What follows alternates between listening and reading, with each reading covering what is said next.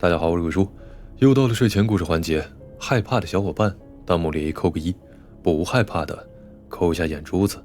怪谈协会收录粉丝投稿的毛骨悚然的恐怖经历，以下都以第一人称讲述，切记，千万不要夜里一个人看。楼主说呢，我曾经做过3年的出租车司机，但不是上车按路程打表的那种。因为我们这儿搭客的2轮、3轮摩托特别的多，和他们的廉价方便竞争不过，所以我一般是做一些到周边市县的短途，也就是有客人包车，或者像是客运中巴一样的，捡够一车4、5个客人就拉到临近市县或者是乡镇，价格比中巴贵一点。可我这一类的的士呢，优势就在快捷，可以直接的送到家门口，而且到了深夜还能随叫随到，所以这生意还是不错的。但就是前年吧，我坚决不想再做了，就把车给转让了。家人朋友都想不明白，说做得好好的，收入还不错，为什么突然就不想干了呢？我推脱的说是累辛苦，经常有路政什么的查罚款，其实真正的原因不是这个。这个呢，我不太好和亲友们讲，只和我的老婆说过，就是跑车的那些日子里遇到了一些令人心悸的事儿，让我实在是受不了了。本来呢，我文笔不太好，不知道该怎么讲，但看到那么多的网友说了发生在自己身上的灵异事件，我也想着呢，试着写出来，看看有没有朋友遇到过相同的事儿，或有没有什么科学的解释呢？说的不好的地方，请大家见谅。先说一个简单的，没那么吓人的事，别的如果大家有兴趣听呢，我再慢慢的说出来。我也套用网上看到的一句话，我也许呢没把全部的东西都给说出来，但我保证说出来的都是真实发生在我身上的经历。那应该是2009年11月的时候，有一天晚上，我送一个有急事的熟客到了乡下，大概是90多公里的路程。送到的时候已经是晚上的10点多了，我呢又立即的往回赶。这个乡下在山区比较偏僻，回到市里呢只有一条县道，破破旧旧的，坑坑洼洼。一路上我心里呢也是比较忐忑不安，因为毕竟是深夜，那段时间呢经常发生一些拦路抢人抢车的案件。还有路上要经过一段大概有10多公里的山路，两边呢都是山，没有村庄，可以说是无人区，谁知那里会不会有歹徒埋伏拦路什么的呢？一路上尽管是路不好走，我还是尽量开得飞快。刚开始呢还好，路边不时闪过1、2户人家的灯光烟火，没觉得什么。可开了50多公里路程的时候，慢慢的就只剩下黑暗一片了，渐渐的连黑乎乎的人家也见不到一户。我知道马上呢就要进入那段无人的山路了。说真的，那时真的挺后悔，那么晚送客人送到乡下，其实是出租车行业的忌讳，一般人都不拉的。可我那个时候呢刚做不久，生意也不怎么好，加上那客人是我哥的好朋友，乡下的母亲生病，还加了1倍的包车价钱，这样我也就只好硬着头皮给他接下来。车慢慢的开上了盘山路，其实这条路说是县道，其实更确切的讲，说比村道好不了多少，就2个车道能勉强的会车，而且一路上呢顺着山弯弯绕绕，起起伏伏，有些路段呢都是处在2山夹缝之间，开着开着就觉得两边的大山要倒下来压着一样，非常的瘆人。就这样，我小心翼翼地在山里穿行，时间已经来到了12点，路上再也没遇到别的车和人了，感觉整个天地都睡了，就我一个人像一个小萤火虫似的在黑月月的山里头飘动着。路上呢，我哥和老婆都来了一次电话，我也报了平安，叮嘱老婆呢先带孩子先睡不用等我。如果顺利的话，还有1个小时就能开出这山路，回到温暖可爱的家。可如果就这么顺利的话，就没下面的灵异故事发生了。就在我翻越山里一个个长长陡坡的时候，可怕的事情出现了。我的车爬的时候先是没力，使劲的踩油都上不了，过了一会儿竟然就熄火。我的妈呀，不知用什么语言来形容我那时的感觉。我的是新的出租车，来之前是加满了油，车况非常的好，可竟然无缘无故的熄了火。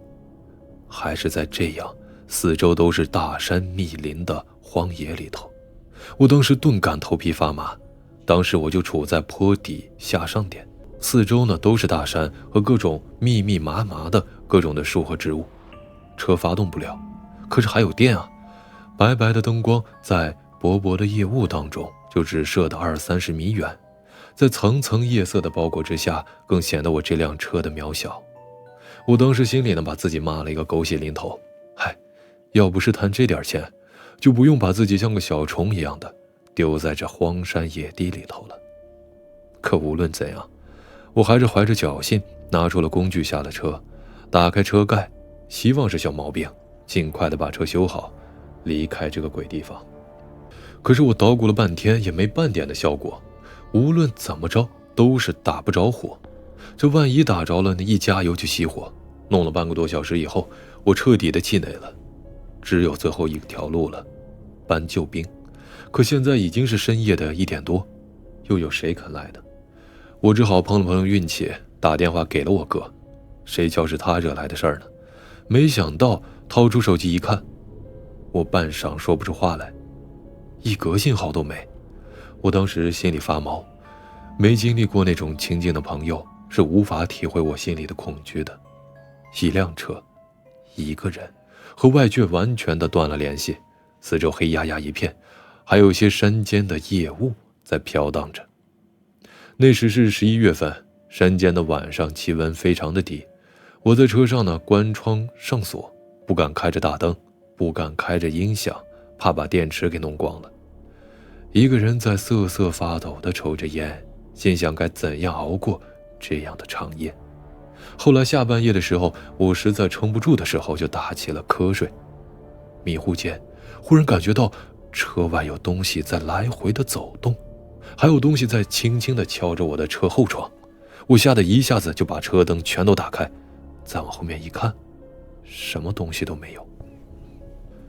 终于熬到了凌晨5点多，天上露出了鱼肚白，周围的景物也渐渐清晰起来。这时我才看清了车子的右边是一个山洼，上面呢有些不大的土坟包，大概有20多个。左边的山上也有，但相对的少些。天亮了，我也没那么害怕，心想着有鬼，白天也亮他不敢出来的吧。这时呢，心怀侥幸的又试着打了一下火，这轰的一声响，车子竟然发动了起来。我再一踩油呢，竟然不可思议的完全恢复了正常。我立即的逃跑似的飞快的离开了那儿。回到家以后呢，不知是吓的还是冷的，我得了重感冒，躺在床上发冷发热。我哥呢来看我，我就和他说起了这件事儿，他也很惊讶，半晌说不出话来。沉吟了一下，他忽然问我：“你还记得咱们爷爷以前是做什么的吗？”爷爷？我只知道他在60年代好像做过公安，不过后来去世了。我哥讲：“是的，爷爷那时呢是咱们县的公安局的副局长，很多人都是他亲手逮捕送上刑场的。你昨晚停车的那个地方，就是以前行刑枪决的地方，而很多的罪犯都是爷爷亲自的监督行刑。一些没人认领的罪犯尸体呢，就埋在那里，只不过过去了几十年，没人记得那儿罢了。”听了我哥的话，我是目瞪口呆，一阵的冷汗。难道是那些被击毙的罪犯来找到我的吗？不然这些又该怎么解释呢？好了，我们出租车司机系列的第一个故事啊，就给大家讲完了。下面呢，我再讲一件跑车路上遇到的匪夷所思的事儿。这件事儿呢，不只是我，还有别的出租车司机也遇见了。这件事呢，在我们那儿的出租车圈子里啊，引起了不小的震动。虽然时间过去的挺久，现在想起来还是令人惊悸的。那是2010年3月左右的事儿，我们这里发生了一宗十分惨烈的交通事故。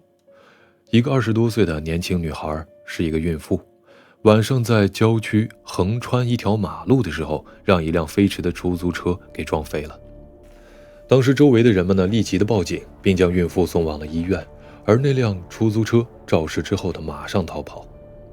孕妇送到医院的时候，脑部严重受伤，陷入了重度昏迷。更为严重的是，医生还发现她是一个怀孕7个月的孕妇，只不过她看起来呢有一些胖，送医的人一时也没看出来。后来挺惨的，这女孩呢1天以后抢救无效死亡了，孩子也跟着去了。当时引起了全城的轰动，新闻大幅的报道，很多好心人士呢前往看望。当然，还有一件最重要的事儿，我不会忘说的，就是那辆肇事出租车一直没抓到。虽然说呢有目击者有监控，可最后发现呢那是一辆套牌的黑车，也就是有些人用报废拼装车套上了出租车的牌就跑黑车。这种车呢在我们这边当年可不少，我们出租车司机都是深恶痛绝，但除非你验他们的发动机号，抓个现行，否则呢根本没办法。这事儿啊就发生在那起交通事故后的2个多月以后。由于肇事车没抓到，全城对交警的不满到达了极点，交警呢也是悬赏什么的，却没什么效果。我们出租车司机呢也是十分的郁闷，因为虽然是黑车，但毕竟是披着出租车的外衣给我们抹了黑的。就在那时起，我们出租车司机圈子里开始流行了一件事儿，说有人在夜晚一个人跑车，到了偏僻灯光昏暗路段的时候，会忽然发现后座上无缘无故的多了一个人，还是一个女人，但一到有灯光和人多的地方就会立即的消失。刚开始我也就当是一个笑话，因为出租车司机没活的时候经常会聚在一起，这天南地北的乱砍，有的为了哗众取宠也会神啊鬼啊的胡扯，这胡扯淡嘛。但没想到没多久，我自己就碰上了这件令人毛骨悚然的事。那天夜里大概是10点多左右，我送一个客人到郊区回来。自从上次那次山里莫名其妙的熄火事件以后我是再也不敢晚上跑乡上的远路了，最多呢送郊区10几20公里左右而已。送完客人回来，还有10多公里就到市区了。由于今天的生意不错，我心情呢非常的轻松，就把碟子开了，放着汪峰的《怒放的生命》，音量调的是很大，高兴的也跟着狂吼，反正没人听见，是吧？这时呢，车子驶过了一片农村与农村之间的田地，有好几公里远吧。路上没车也没人，就我一台车，一个人在黑夜中穿行。我想着呢，很快就能回家了，唱得正起劲儿的时候，我忽然听到了一个声音。没错，虽然车上只有我一个人，碟机的音量开得很大，但我清清楚楚地听到了一个声音，是一个女人，嘿嘿地笑了2声。我当时头皮立刻的炸了，因为我想起了出租车司机中流传的那个故事，但我没敢回头看，谁知道回头会看到什么血淋淋的恐怖东西呢？我几乎是颤抖着手调低了音量，脚加快了油门。那时我觉得全身都因恐惧僵住了，脑子里好像停止了转动。过了一会儿，那个声音没有再发出来，我稍稍平静了些，眼睛的余光呢不禁瞄向了车里的后视镜。妈呀，我觉得我的头发都要竖起来了，后座上真的有个人的影子，而且能从头发的装束看出来是个女人。头发上最显眼的就是戴着一个发卡，有一个轮廓，一眼就能看出来。我觉得我快要窒息了，嘴里不断地念着乱七八糟的也不知对不对头的佛经、基督、道教，什么口号都喊了出来。幸好这时已到了郊区，我一很近呢踩了油门，车子飞速地冲进了路边的灯光里头。几分钟以后，我再壮起了胆子回头看，这后面的女人早已经完全没了踪影。我第二天出车以后啊，第一件事呢就是去找另一个出租车司机老胡，因为流传那个后座女人的事儿就是他那里说出来的。开始的时候呢，我是不信，还笑他胡编，可现在找他的心情完全不同了。一见到老胡呢，我就揪住他，也不让他出车，连忙把昨晚的事儿一股脑的说了出来。